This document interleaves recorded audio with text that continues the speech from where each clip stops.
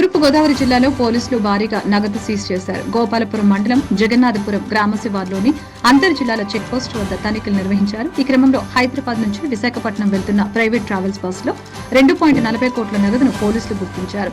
దానికి సంబంధించి ఎలాంటి ఆధారాలు లేకపోవడంతో సీజ్ చేసినట్టు దేవరపల్లి సర్కిల్ సీఐ బాల సురేష్ బాబు తెలిపారు.